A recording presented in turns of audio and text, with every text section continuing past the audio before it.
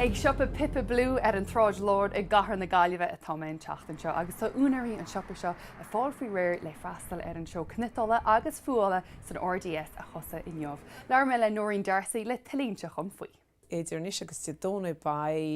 53,000 duine a teacht thar na dóirse agus chun breanúisteach ar an 150 atá seo déon cursís ar gach aon rud bheits wet ó híomh déantús, ceardaí, cnitáil agus éadaí agus tá daine an seo ó Sasna ó Éireann ó gach aon áit agus i díal an tamar fad agus tá go leor cuasaí, cardlan í Ibra agus go leor rudí nua freisin im lína atá héis teacht an seo go dtí an mór seo. Ó chuirsaí ceardaíochta go cuasaí ceolais agus chuú tús le féle ceol na hinse in ósan an Timplegate a nocht. Tá ní smúna 100 seisiún agarí thar timpeall an bhála an deir seachtaine seo agus tá d'uirbe sé casán san níthe mórach.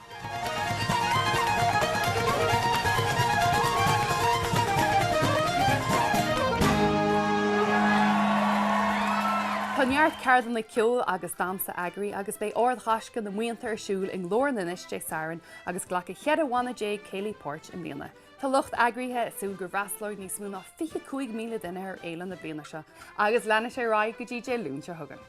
Go Corcalan níos agus go dtí an Opera House áte bhééis an Cork City Ballet a chur Giselle ar státe le hí chead hismantas, agus bhaid sin bogus siad go lech Gorman agus bé sé le feiceáil ar stáisiún sin hí aonlaí amháin ar an taine lofahiad go bhí. Agus ar dead an Tulca Festival of Visual Art faoi láinseol ag gahar na Ghabhain agus lena sé ráid go dtíon fichiú lá go bhí se agus leir me leis an cuairdathir Anna McCarthy le tilín se chum faoi féile na bliana se.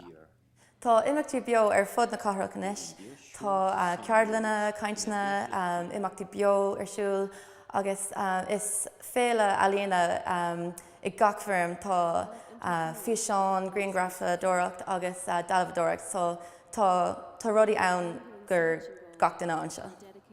Sin agé an teachtain seo bhaid pipa blue an seo an Ghabhain go dtíon teachtain seo thugan bigí deanghfuilin ag imeachtaí ag TG4 stadaí.